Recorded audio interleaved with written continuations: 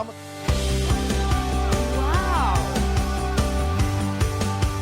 Presenta WowMX.tv.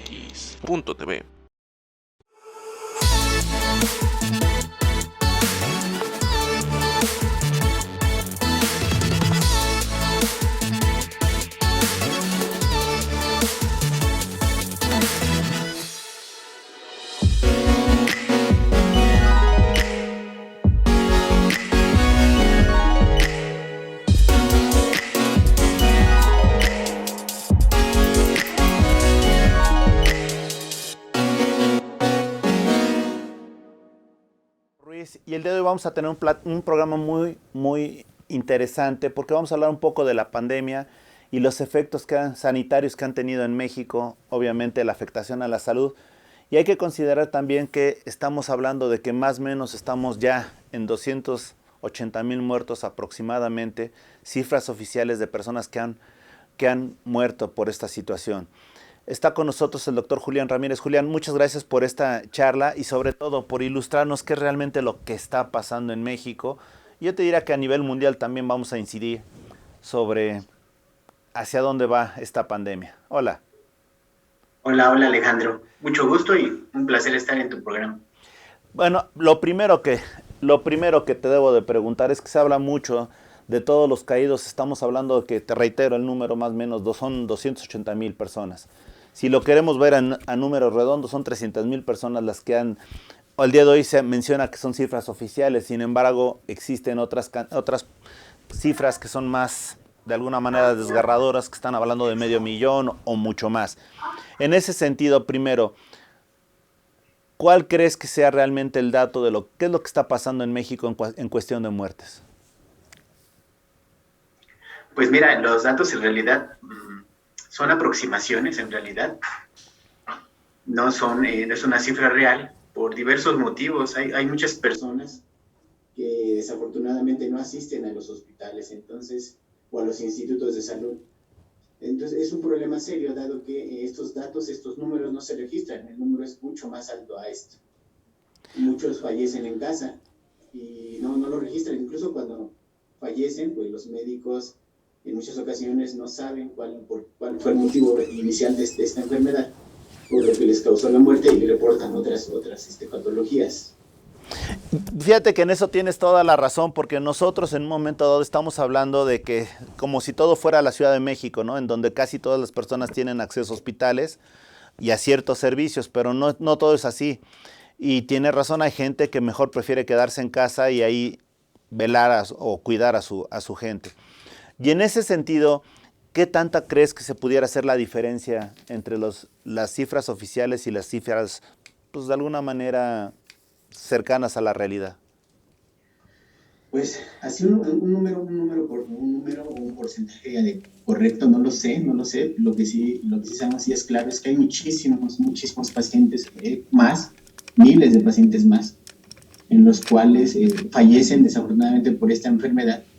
Y el principal problema radica en eso precisamente, en que en algún momento van a algunos hospitales, no les dan el acceso, o simplemente por el temor de que no los quieren volver a ver, porque los aíslan en los hospitales o institutos, y en su momento los cremaban, ¿no? Entonces la gente muchas personas preferían, pues no meter a los papás, no meter a los mamás, a los tíos, a los hermanos que estuvieran enfermos. Y en realidad la cifra oficial como tal es difícil de proporcionarla, pero son muchos miles más que no están reportados como tal.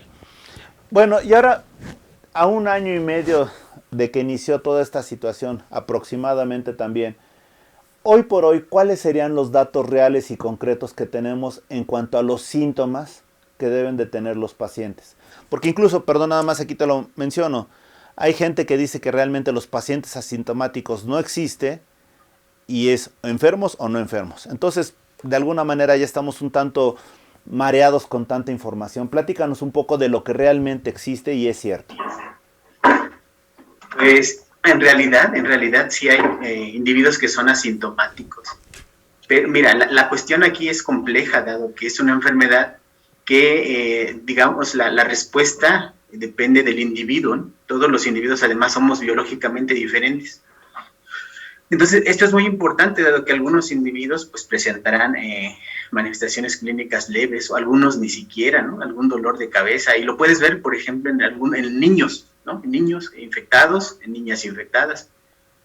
La familia se infecta y papá, mamá, abuelitos y demás pueden progresar hacia una enfermedad pues más moderada o grave o crítica incluso, mientras los niños, la mayoría de niños, solamente les da temperatura 1 hora.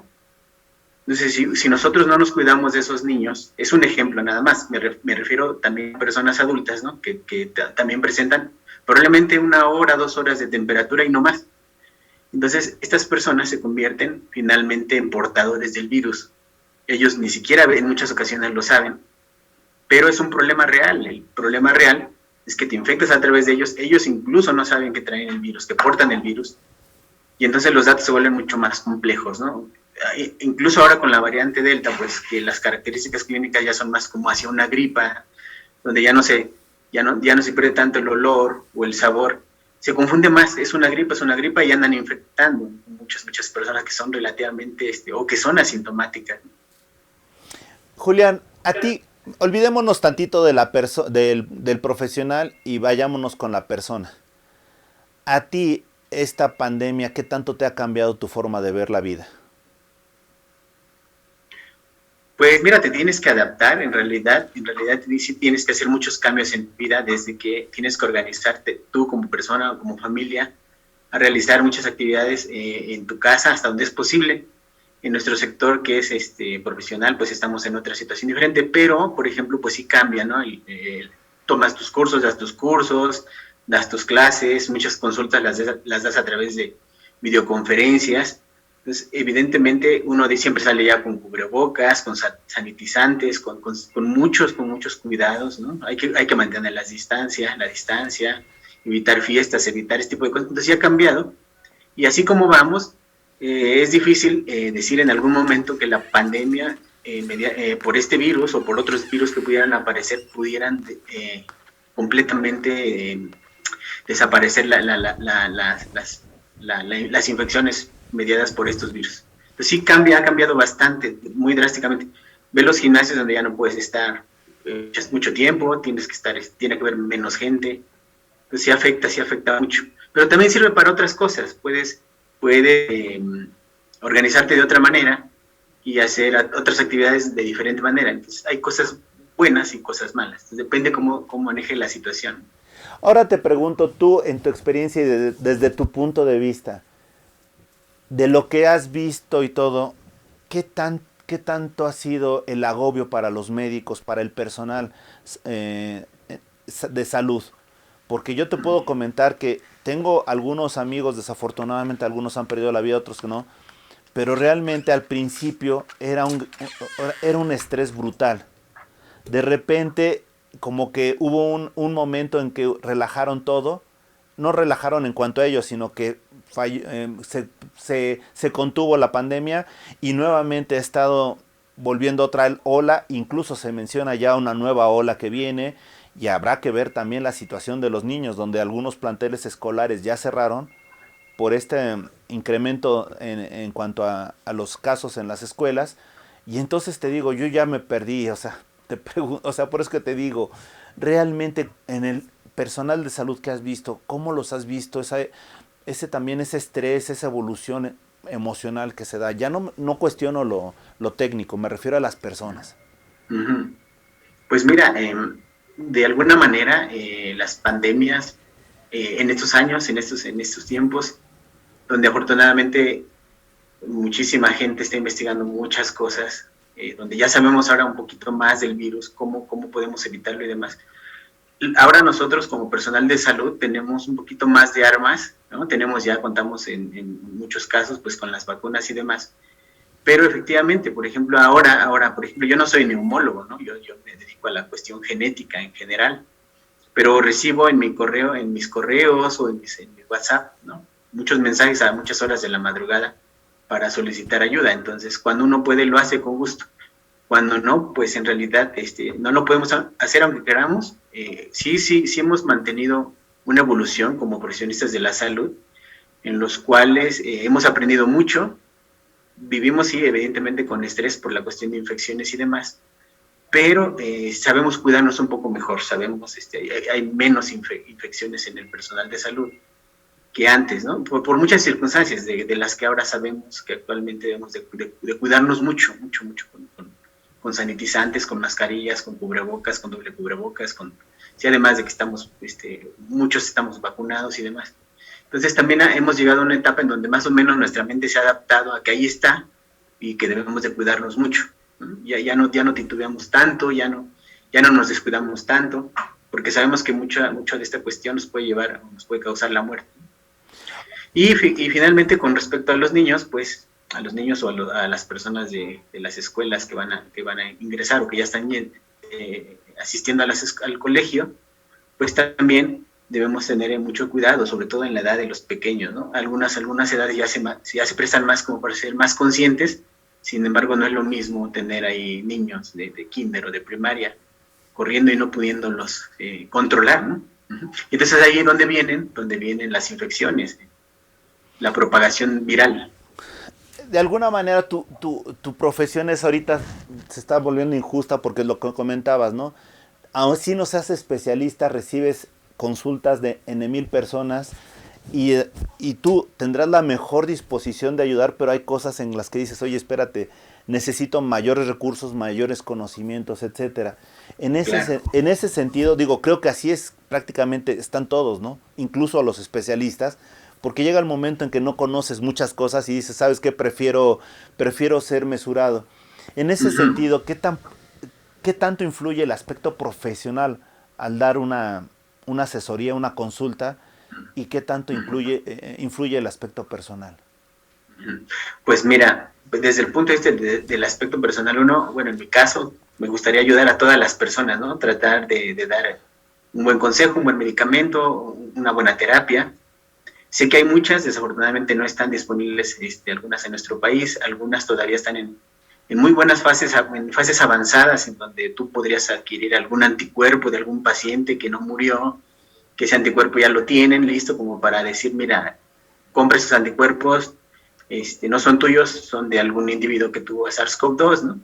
Y entonces al final podrías atacar este virus a través de, no solo de vacunas, sino antirretrovirales y demás. Pero desafortunadamente en México, en Latinoamérica, en países en vías de desarrollo, pues tenemos muchas carencias, entre ellas estas que te estoy mencionando. Es muy delicado, entonces a veces no se puede, yo constantemente no puedo dar más allá de algunas recomendaciones que sé, que conozco, y cuando ya no puedo, así sencillamente, les digo, mira, te proporciono el teléfono, el contacto de un neumólogo, ¿no? De un médico internista, y pues ahora diríjate hacia ellos, que finalmente son los que te pueden llevar en este proceso, porque ya no eres un paciente que tuvo una enfermedad, digamos, leve o moderada, sino ya es una enfermedad grave o crítica, en donde ya necesitas oxígeno, donde necesitas concentradores de oxígeno, donde necesitas tanques de oxígeno, en donde ya no estás respondiendo a nada.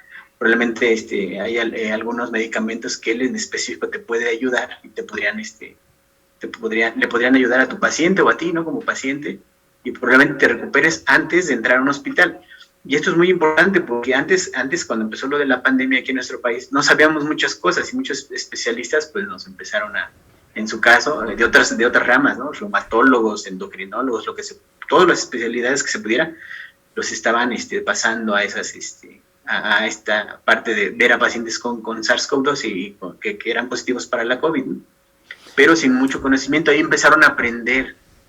Y entonces fue complejo. Ahora ya muchos saben varias cosas, pero pues no, para eso hay especialidades que son como tales específicas para estos casos, ¿no? Justamente es lo que me están preguntando. Realmente los que deberían de conocer más del COVID, ¿qué especialidades serían? Pues depende de muchos aspectos, pero por ejemplo los neumólogos deben estar ahí los médicos internistas, ¿sí? Ajá, son como los que deben de estar ahí muy, muy preparados. Y muchas especialidades médicas comparten algunas cosas que pueden ayudarles a comprender mejor. estas enfermedades. Otros nos hemos hecho un poquito especialistas más en cuestiones de aspectos de investigación en genética del virus, de las vacunas, de este tipo de cosas, ¿no? Pero que efectivamente, si a mí me ponen un paciente con tal característica, pues es complejo, tengo que ver, tengo que aprender, tengo que leer y sigo estando en desventaja, ¿no?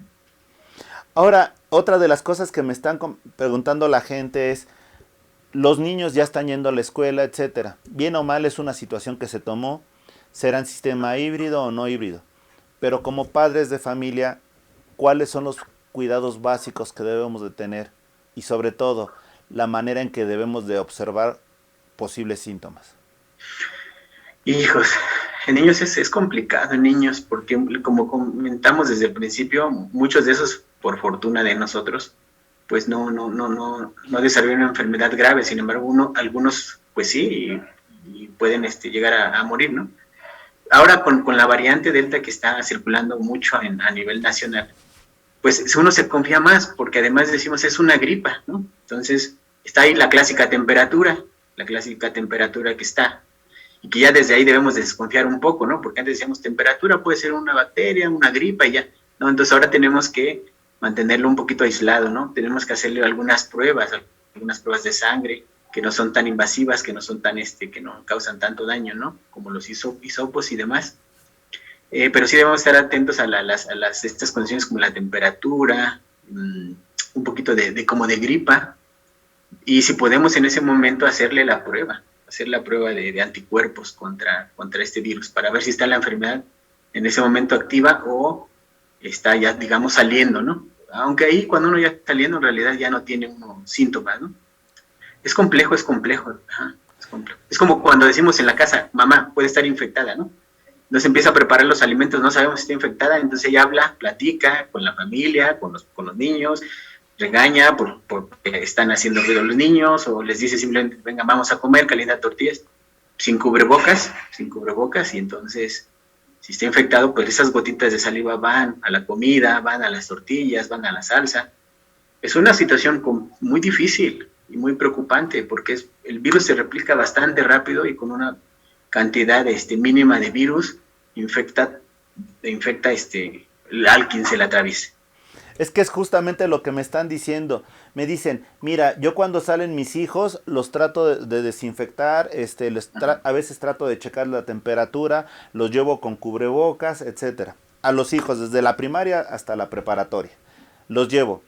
Cuando vuelven, los baño prácticamente a la entrada a casa, les retiro los zapatos y se cambian, y pido que se cambien. Pero, o sea, como padre de familia, me quedo inquieto de que lleven ya algún germen, por más que precaución que tenga. A veces tengo que pedirles que se vuelvan a bañar, dependiendo de las actividades que hayan tenido y de los contactos. Pero sigo teniendo el estrés como padre de si no estarán infectados. Perdón, realmente cuál es la medida adecuada para disminuir el estrés. No, pues para disminuir el estrés lo puedes hacer pues trabajando en la cuestión psicológica contigo mismo, pero si hubiera una prueba y si no estuvieran tan caras, podría hacerse una prueba diario, ¿verdad? Para ver si no tenemos en ese momento el virus, pero no es tan barata, no son accesibles y cuánto gastaríamos para estar haciendo este tipo de pruebas, porque el colocarte alcohol, sanitizante, bañarte, por ejemplo, ¿no? Antes, si lleva alguien, un niño, un adulto, virus, porque una gotita de saliva de alguien infectado, cayó en tu pelo, ¿no?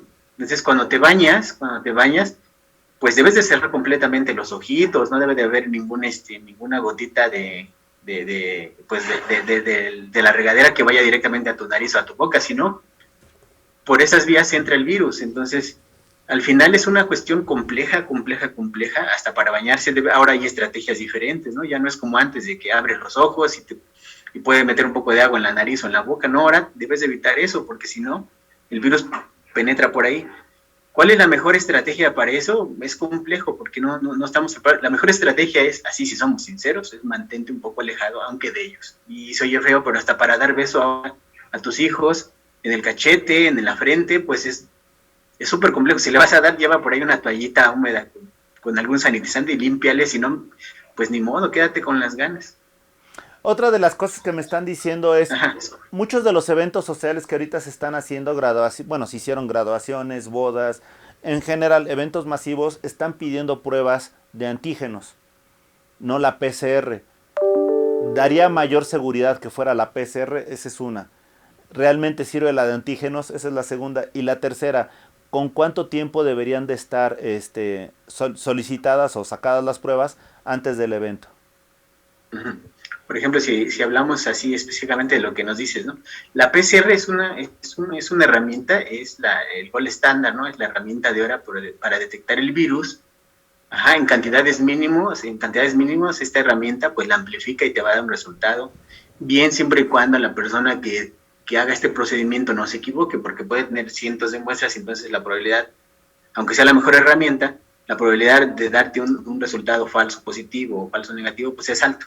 Pero supongamos que si todo está bien esto, entonces la PCR es la herramienta de elección para esta situación. Sin embargo, debemos de tomar en cuenta pues, diversas puntos. Vista, por ejemplo, el PCR como tal puede detectar el virus en los primeros días donde hay una infección, donde pudiera haber algunos síntomas. El problema son los asintomáticos, ¿sí?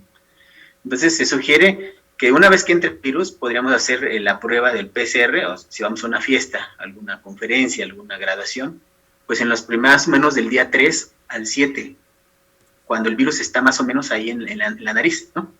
Sin embargo, si no le atinamos, si lo hacemos antes o después, probablemente el virus ya no esté en las vías aéreas, ya haya ido a los pulmones, ¿sí? Entonces ahí la técnica ya resulta ineficiente. Ya no es bueno, te va a dar negativo aunque pudiera ser positivo. Entonces ahí entran otras pruebas. Incluso en las personas que presentan la enfermedad grave y otras pruebas que ya son más de imagen, como la tomografía de tórax simple, las cuales son súper caras. Y esa sí te podría decir, aunque seas negativo por PCR, te podría indicar si los pulmones tienen algún tipo de daño. Luego la segunda es de antígenos.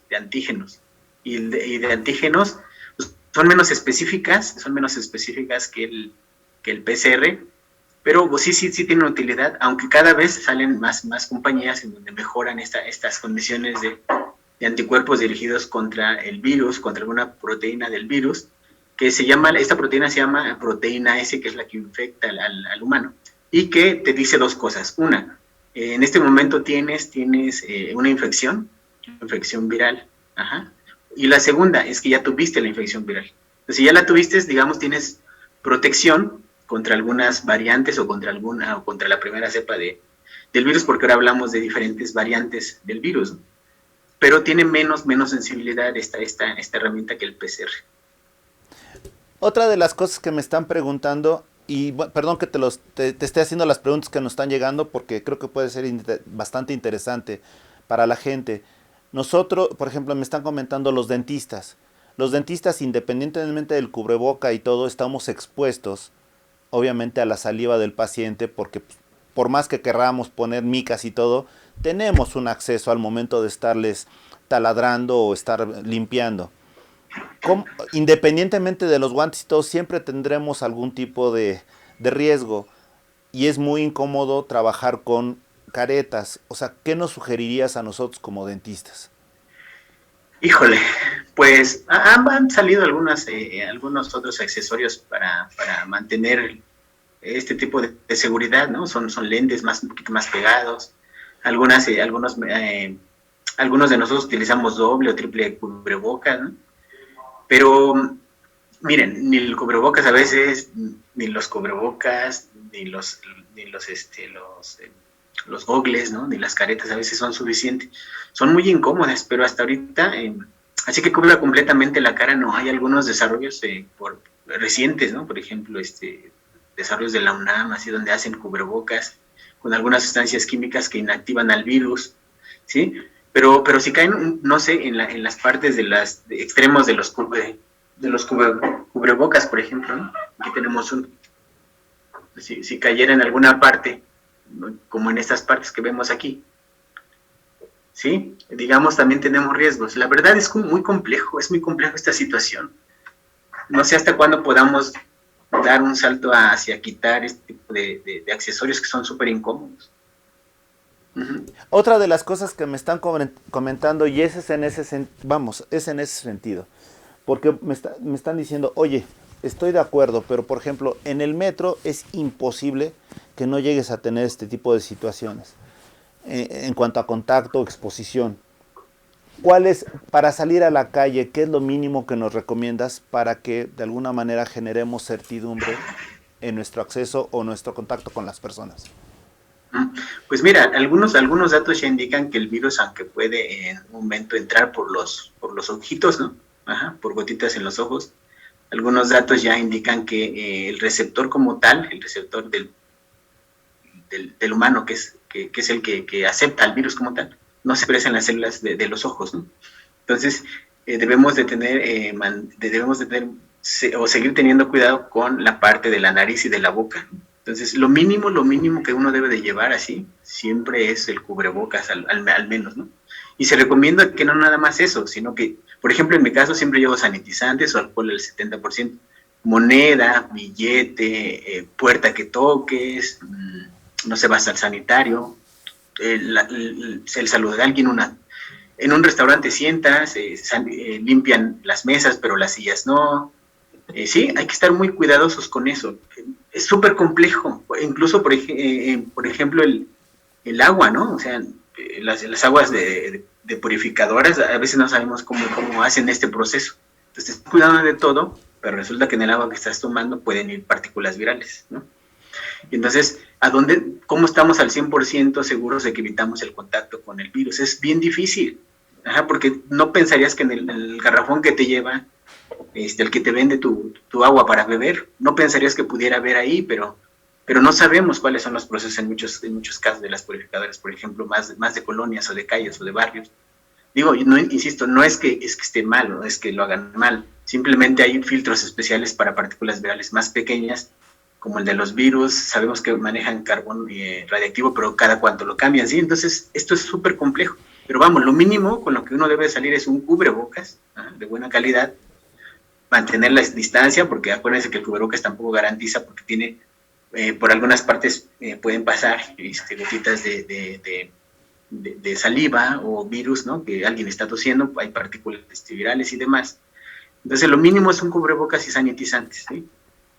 Ahora, otro comentario que me están haciendo ya para concretar un poco más también en el tema. Hay muchas cuestiones de pandemia COVID, agradecemos que hayamos platicado de esto, pero también hay algo importante respecto del libro de temas selectos de genómica. Platícanos un poquito de ello, ¿no? Ahí perdí un poquito la señal, pues se me sí, perdió. Claro que sí, que si nos puedes platicar un poquito también del tema de temas selectos de genómica, que es otra de las cosas que, pues digo, es tan interesante lo que estamos comentando que tenemos que ir fragmentando ya los temas. Platícanos, por favor. Pues mira, nosotros hace un año, pues nosotros estamos más en área de investigación, ¿no? Por ejemplo, yo trabajo directamente con muestras de los pacientes sin que esté en contacto directo con el paciente, ¿no? Pues a mí me llegan muestras de ellos, ¿sí? A partir de ahí hacemos algunos estudios para identificar eso que justo no vemos, ¿no? No vemos, ¿qué es lo que no vemos? O sea, sí vemos el virus como tal, sí vemos que el paciente puede estar muy grave, puede estar en estado crítico, o puede incluso fallecer por la infección inducida por este coronavirus 2 o SARS-CoV-2. Sin embargo, nosotros, una vez que llegas con la muestra de ellos a mi laboratorio, pues empezamos a aislar el genoma me refiero a la constitución genética del paciente afectado o infectado con este virus, ¿no? Y a partir de ahí empezamos a buscar qué genes te podrían proteger o qué genes te podrían causar mayor susceptibilidad para la infección y además en algún momento para que sea la enfermedad más grave. Justo por eso decimos que algunos individuos pueden ser asintomáticos porque podrían tener algunas alteraciones genéticas que no le permiten al virus, una de dos, ni siquiera entrar a las células, o si entran, tengo mecanismos en los cuales lo puedo destruir tan fácilmente y por eso no causa síntomas a algunos individuos, mientras algunos los pueden matar, ¿no? Entonces, nosotros estamos buscando algunas variantes, algunas mutaciones genéticas en algunos loci o básicamente genes que pueden estar involucrados en la entrada del virus a la célula humana como estos además pueden causar enfermedad grave o no. Nosotros vamos por eso. Esos estudios llevan muchos años, tal vez décadas. Tal vez lo que busquemos ni siquiera tenga alguna relevancia para el paciente, probablemente sí, pero buscamos los factores genéticos relacionados con esta infección y con la gravedad de la enfermedad. Y gran parte de lo que te estoy contando lo estamos publicando en este libro que se llama Temas Selectos de Genómica, en donde hay cosas muy buenas, como por ejemplo hablamos que nuestro cuerpo como tal, nuestro cuerpo así como humano, casi la mitad de células que tenemos nosotros como humanos no son de nosotros, son de bacterias, por ejemplo. Entonces nuestro cuerpo es casi mitad de bacterias, casi mitad de humanos, de nuestras células humanas. Entonces eso es padrísimo porque al final esas bacterias no nos están haciendo daño, son parte de nuestra flora intestinal, nos ayudan a metabolizar muchos alimentos, ¿sí? Nos ayudan incluso hay terapias ya con bacterias en donde están eliminando ciertas enfermedades, ¿no? Cambiando la constitución de las bacterias malas, digamos, por decirlo así, y se colocan bacterias buenas, porque previamente ya se identificaron en algún grupo de individuos, y se les colocan algunas enfermedades autoinmunes, algunas enfermedades que tienen que ver con intestinales y demás, y se están eliminando estas enfermedades, ¿no? También hablamos de aspectos muy, muy padres del virus, ¿no? ¿Cuánto tiempo tarda el virus en replicarse? Tarda 10 horas más o menos, ¿no? Entonces, lo que un humano se produce a los 20, 30, 40 años, no lo sé, depende de muchas situaciones. Un virus cada 10 horas produce un genoma. Entonces, al final del día o de los días, a partir de que uno se infecta, hay millones de partículas virales en nuestro cuerpo. Entonces, ¿cómo tu cuerpo puede ganarle, cómo tu sistema inmunológico puede ganarle a este virus? Entonces, viene un mecanismo de activación, de destrucción del virus, vamos a tratar de dañarlo, y si tú le vences como humano le ganas al virus, finalmente en esta pelea, entonces tú vas a generar una respuesta inmunológica contra el virus. Y esta respuesta inmunológica contra el virus está mediada por dos tipos de mecanismos. El que conocemos más es el de los anticuerpos, es el que hemos escuchado en todo este tiempo de la pandemia, anticuerpos neutralizantes. Entonces, para nosotros, como humanos, generar anticuerpos neutralizantes, y además donde no moramos por la infección viral, pues esos anticuerpos neutralizantes se desarrollan en nuestro cuerpo más o menos entre 10 y 14 días. Y a partir de ahí esos anticuerpos que te protegen pueden estar ahí defendiéndote varios meses, 6, 8, 10 meses. Y esa es la inmunidad que generamos nosotros los humanos contra el virus. También explicamos cuestiones de vacunas, ¿no? Cómo es que las vacunas, por ejemplo, la cuestión de Pfizer o de AstraZeneca, que son de las más estudiadas, generan una inmunidad relativamente potente. Mira, por ejemplo, es un ejemplo, ¿no? Ahí explicamos por qué Pfizer, la vacuna de Pfizer, que tiene una eficacia del 95% contra la enfermedad, es muy buena. Tienes poca probabilidad de desarrollar una enfermedad, y además, lo más importante es que, aunque no tiene una eficacia del 100% para evitar la enfermedad, sí tiene una eficacia del 100% para que las personas entren graves al hospital, a los institutos, y evitan también generalmente muertes. De todos los estudios, de todos los pacientes que se han incluido o de todos los individuos evaluados por esta vacuna de Pfizer, por ejemplo, ¿no?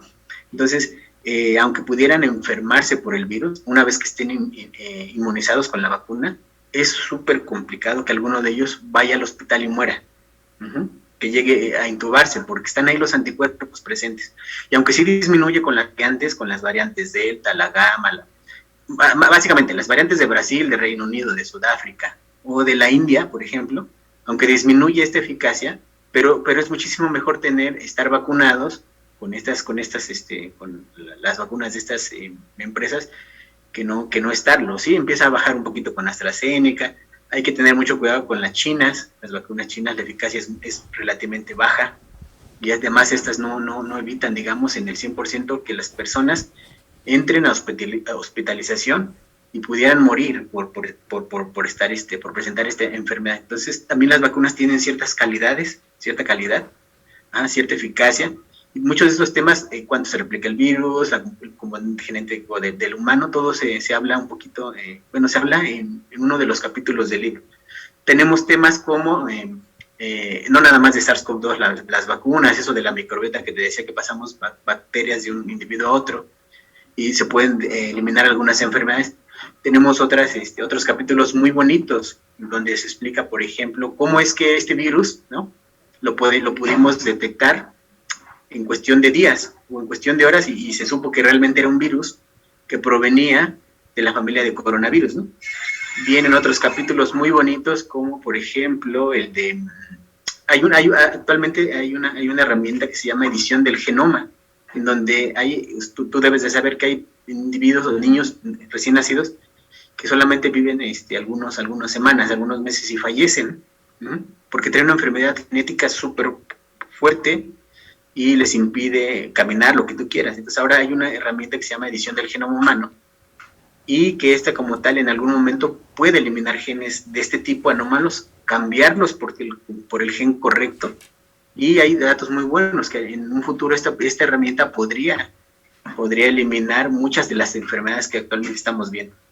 Y que, para sorpresa de todos nosotros, esta herramienta de edición del genoma humano te podría poner a ti Alejandro, como tal, o a mí, Julián, en algún momento, algún gen que, por ejemplo, no sé, si las condiciones extremas cambiaran y hubiera mucho frío, podría ponerme a lo mejor, colocarme un gen de algún pescado que vive, no sé, de algún pez que vive en Canadá, así en estos lugares, en donde no se congelan. Entonces podríamos empezar a mover genes de un lugar a otro para el beneficio del humano. Ahí hay cuestiones éticas y legales que debemos tener mucho cuidado, pero lo que mostramos en el libro es todo este arsenal de investigación hacia dónde vamos los humanos para hacerle frente a las diferentes circunstancias que estamos viendo, que estamos observando en nuestro planeta.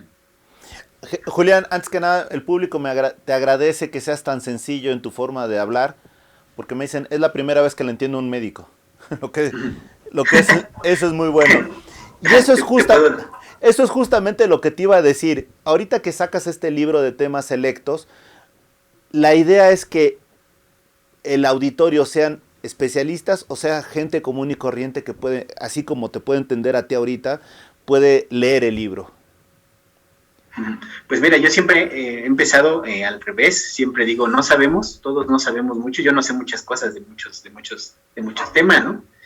Entonces, no soy médico, yo como tal soy investigador en ciencias médicas, tengo mi licenciatura en biología molecular, la maestría y el doctorado en ciencias genómicas, y he hecho estancias de investigación después del doctorado en varios lugares de México o fuera de México. Pero una parte importante para mí siempre es, habla lo más sencillo, ¿no? Porque si yo empiezo a meter cualquier término de biología molecular, de genética, de medicina, pues no tiene sentido porque no lo vamos a entender. Entonces el libro tiene más o menos este sentido, ¿no? De platicar correctamente, de la manera más sencilla, para que sea un poco accesible hacia la mayoría de personas. Otra de las cosas, ¿quiénes te acompañan en esta aventura de temas selectos? ¿Quiénes son las otras personas que están investigando? Si nos pudieras platicar de ello. Pues mira, aquí el libro como tal tiene 10 temas, escritos por diferentes investigadores. 3 de esos capítulos son, digamos, me correspondió escribir estos capítulos, y 7 capítulos restantes lo hacen por todos los que estamos aquí involucrados en el libro.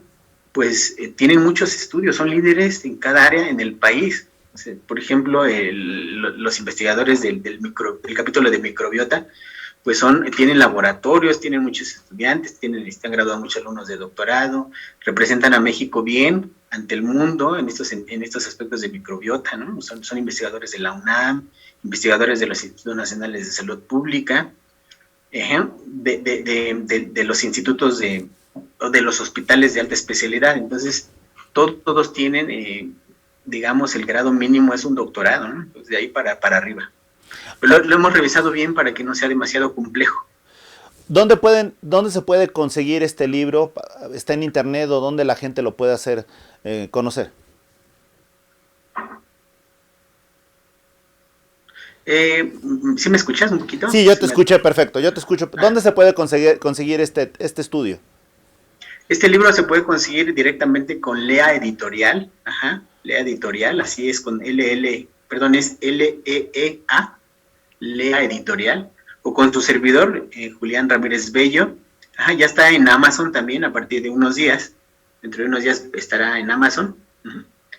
Y digamos que nosotros somos los que lo estamos distribuyendo, porque la verdad, pues si somos sinceros, a nosotros nos gusta, en mi caso me gusta transmitir las ideas a toda la población, ¿no? Sin que seamos así especialistas, pero digamos que una parte de los libros y demás la tiene la editora, que es Lea Editorial, con doble E, L-E-E-A mayúsculas, editorial, y con su servidor. Yo estoy en Facebook, así me encuentran como Julián Ramírez, así sencillo, y ahí voy poniendo información. La verdad no pongo fotos mías, nada por el estilo, no me importa mostrar este tipo de cosas, me importa mostrar un poquito de conocimiento a la gente, y hablamos desde enfermedades autoinmunes, bueno, pronto, ¿no? Mucho del coronavirus, mucho del factor ambiental que pudiera estar asociado con el virus, ¿sí? Muchos aspectos de educación, más que de otro tipo de cosas. Y pronto podrán verlo en Amazon, ya lo tenemos a partir de la próxima semana, va a estar circulando ahí en Amazon, así que lo encontrarán como temas selectos de genómica. El autor es Julián Ramírez Bello, su servidor. Julián, más o menos ¿qué precio va a oscilar el estudio? ¿Qué precio sería? ¿Del libro? Uh-huh. Ajá. Sí, está barato, hasta donde yo sé, está algo así como en 400 pesos. Ajá, incluso, digamos, algunas personas que no los han comprado, pues también lo adquieren a veces lo regalan, ¿no? Es un bonito libro donde ustedes pueden aprender muchas cosas que tienen que ver con la individualidad genética de cada humano. Vienen algunos capítulos en donde explican cómo se originó el humano. Por ejemplo, explicamos en algunos casos la cuestión de hace algunos miles de años, cómo es que tenemos un gen que se llama FOXP2 y como que en ese momento, hace algunos miles de años, tuvo una mutación, y a partir de ahí, esta mutación le dio algunas características estructurales y funcionales a nuestras cuerdas vocales. Uh-huh. Y a partir de ahí, pues se dio origen a lo que ahorita conocemos, nuestra forma de comunicarnos a través de voz. Antes de eso, antes de sufrir esa mutación, los que todavía no éramos humanos, pero que llevamos para allá, ¿no? En realidad no se podían comunicar más que por señas. Entonces, todos estos datos son súper bonitos. Se demuestra cómo la hemoglobina, antes veníamos del agua, cómo algunas mutaciones nos empezaron a captar más oxígeno porque ya no vivíamos en el agua, ¿sí? El libro está muy bonito, en realidad. Entonces, bueno, digo, si en algún momento les interesa, con mucho gusto nos pueden contactar en Lea Editorial o directamente conmigo. Fíjate, Julián, que escribe un psicólogo algo curioso. Dice, estamos hablando del aspecto físico y cómo cada quien cómo la genética destaca su individualidad. Pero si vieras que es más complejo los seres humanos en lo psicológico, o quizás sea igual. ¿Tú qué crees que sea más diferente? ¿Lo genético o lo psicológico? No, es muy complejo, todo es muy complejo, porque muchas de nuestras actitudes, de nuestros accionarios, tienen que ver más con la cuestión ahora social, ¿no? Uh-huh. Entonces, a veces estas cuestiones de la genética en algunos casos no funcionan, y en algunos otros casos la psicología como tal, ¿no? Algunos aspectos psicológicos del paciente o del individuo no van a poder mejorarse por cuestiones genéticas. Entonces, es súper complejo y súper bonito. Wow. Otra de las cosas que me están señalando aquí, de lo que tú estás hablando del libro, decían, oye, es que antes, por ejemplo, la fantasía nos llevaba a ver que había mutantes, había personas, ¿no? Pero lo que nos está comentando Julián nos está abriendo un mundo que realmente es fantástico y que no lo habíamos imaginado. O sea, no es necesario la ciencia ficción para encontrar ese tipo de situaciones tan extraordinarias. Sí, justo decía cuando empezamos por ahí en algunas de las preguntas, la cuestión genética es súper bonita, pero es muy desconocida. Ajá. La mayoría que evalúa estos rasgos necesitan tener, pues, mínimo un doctorado, mínimo, ¿no? ¿Por qué? Porque la cuestión genética no se ve, entonces hay que entrar ahí con técnicas muy especializadas para empezar a identificar alteraciones que nos pueden hacer probablemente un poquito más altos, más gorditos, metabolizar mejor un medicamento, ¿sí? Tener, no sé, un color de piel diferente. Entonces, toda esta cuestión en gran parte es genética, a veces sí es modulada por el factor ambiental, pero es muy genético el asunto, ¿no? O sea, las mujeres, por ejemplo, tú te das cuenta, tienen una respuesta contra el virus o bacterias muy diferente a nosotros, viven un poquito más que nosotros. Y gran parte de esto es porque regulan estos genes, estas condiciones, estos eventos, estos fenotipos, ¿no? De ser más resistente hacia infecciones y demás. porque tienen variantes genéticas que no tenemos los varones. Y entonces las hace mejor respondedoras en algunos casos, responden más rápido o sobreviven a otras cosas. Nosotros estamos adaptados para otras condiciones más de fuerza física, para ser más prácticos. La regulación de nuestros genes es mucho más sencillo que el de las mujeres. Entonces, todo esto es súper bonito, pero hay que conocer todo nuestro genoma. Estamos llenos de mutaciones, unas buenas, unas malas, unas neutras, no significa nada. Y para terminar, algo muy importante en el libro, hablamos de cuánto así como dije hace un momento, que casi la mitad de nuestro cuerpo no nos pertenece a nuestro peso, sino que es peso de bacterias, porque sí comenté que casi la mitad de nuestro peso o del número de células que tenemos es de bacterias, ¿no? Así como les dijo eso, en el libro hay otra parte del capítulo 1 en donde nos muestra que esto que nosotros conocemos, que es nuestra composición genética y que pensaríamos que nada más nos corresponde a nosotros como humanos, ahí se muestra que no. Casi la mitad de nuestro genoma, de nuestra constitución de genes de como humano, no nos corresponde, son genomas de virus. Eso significa que a través de la evolución se han insertado genomas virales en nuestra constitución genética.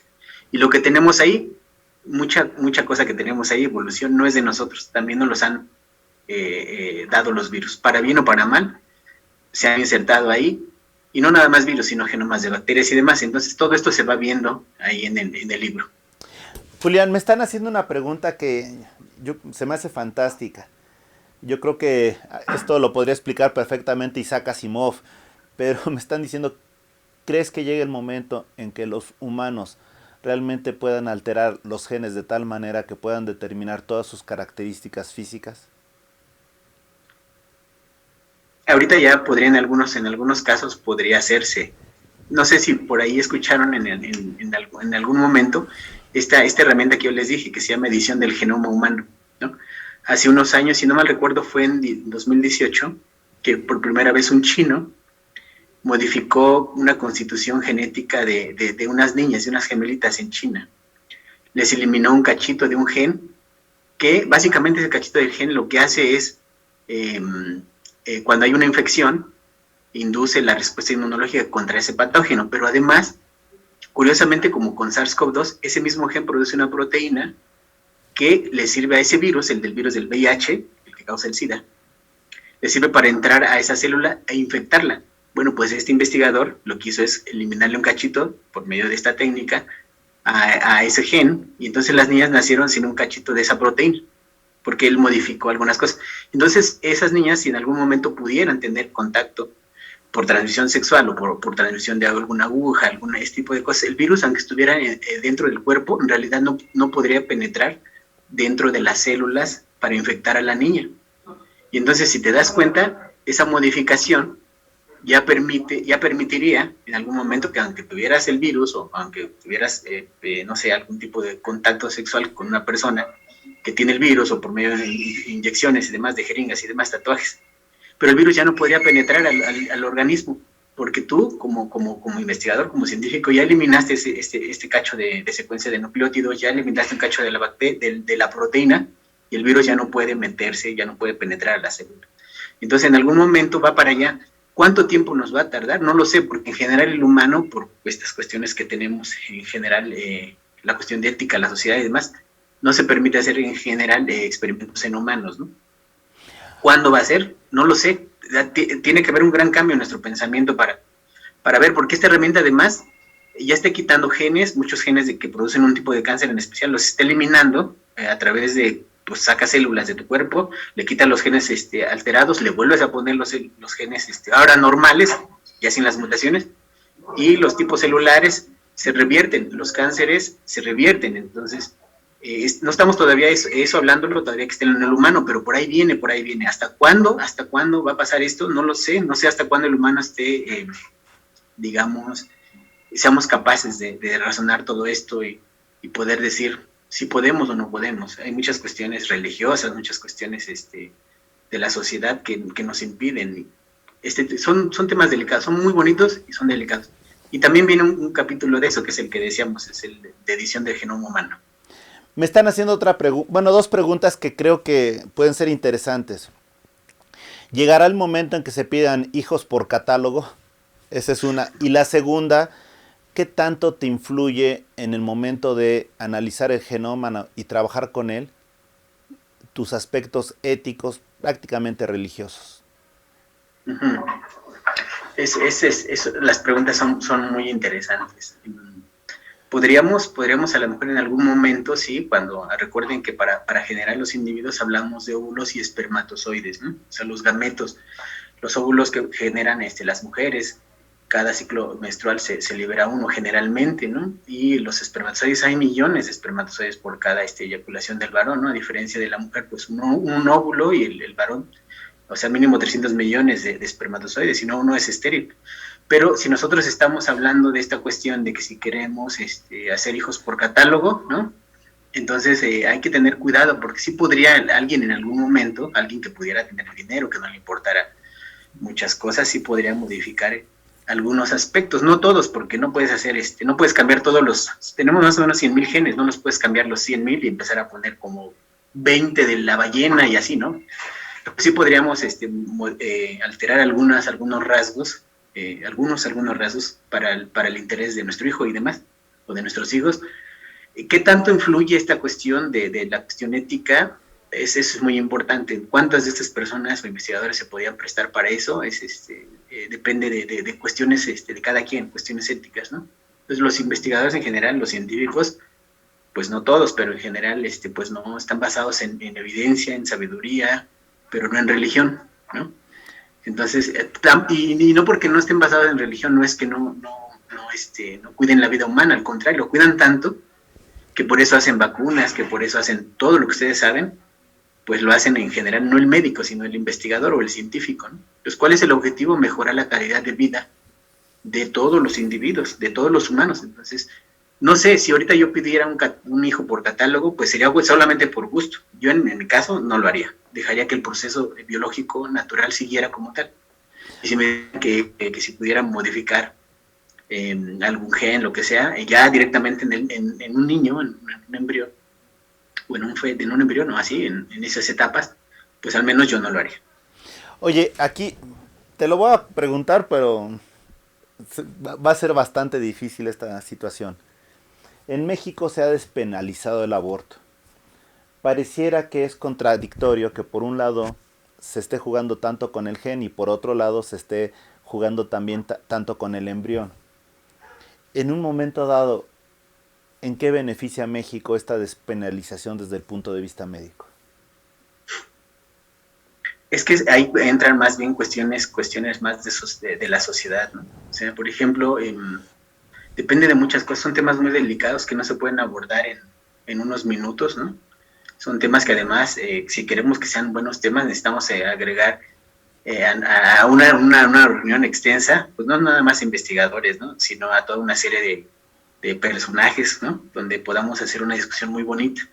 Sí, desde el punto de vista biológico, todavía hasta algunas semanas, todavía no hay un niño, todavía no hay una criatura como tal, ¿no? Solamente es un conjunto de celulitas que todavía no tienen órganos formados, que no son un individuo como tal, ¿no? Entonces, de querer abortar o no, pensamos que desde el inicio ya hay un bebé ahí formado, pero no es así. Es un conjuntito de células en algunas semanas, en donde no hay vida todavía como tal. Sí hay vida, pero no hay un ser como tal, un niño con manitas y pesitos todavía no lo es. Es un conjunto de celulitas que están diferenciando para dar origen a un individuo que viene más adelante. Entonces, es súper complejo y muy delicado esta situación y yo la verdad es que preferiría. No te preocupes, digo, pero ya sabes que el público te está preguntando. Claro, claro. Finalmente, pues Julián. Porque aquí entran otras cosas muy, muy complejas, ¿no? Respecto hacia la vida o hasta dónde empieza la vida, porque insisto, en las primeras semanas no es un niño como tal, no es un bebé, no es un feto, no es nada todavía. Perdón, y desde el punto de vista de Julián, más o menos, por lo que ha estudiado, ¿a partir de cuándo empezaría la vida? En ese sentido. ¿A partir de cuándo sería una persona? Pues hay algunas semanas por ahí, se sugiere. ¿Sí me escuchan bien? Sí, claro. Se sugieren por ahí algunas semanas. Exactamente no soy embriólogo, porque también podría meterme en unos problemas graves, ¿no? Si me escuchan, me podría decir que estoy totalmente equivocado. No sé exactamente cuántas semanas son exactas para decir A partir de aquí ya está como el corazoncito, el cerebrito, ¿sí? Pero antes de eso, pues somos un conjunto de celulitas, ¿no? Es como cuando a veces, pues las personas, ¿no? Tienen por deseo, por lo que tú quieras, pero tienen contacto sexual, no se cuidan y pueden tener un embarazo no deseado, ¿no? Entonces hay algunas pastillitas que podrían evitar. Por ejemplo, desde que se une el óvulo con el espermatozoide ya está la probabilidad de que haya un implante, ¿no?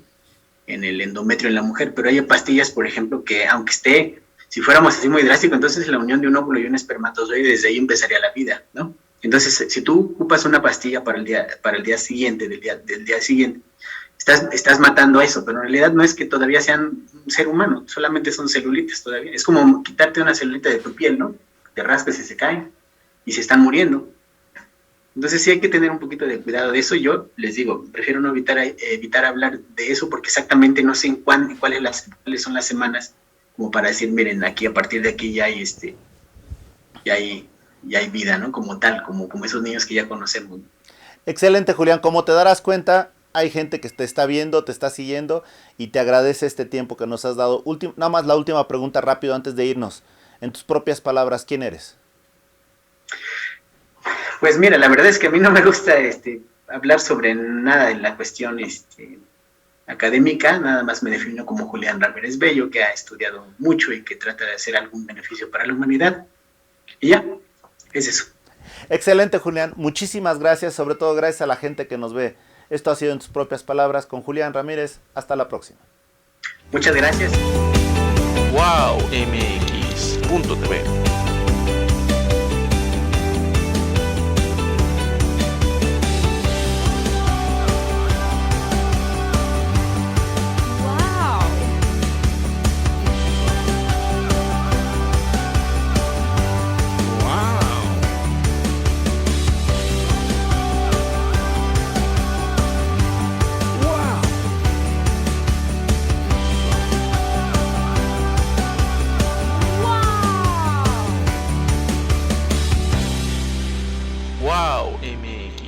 WowMX.tv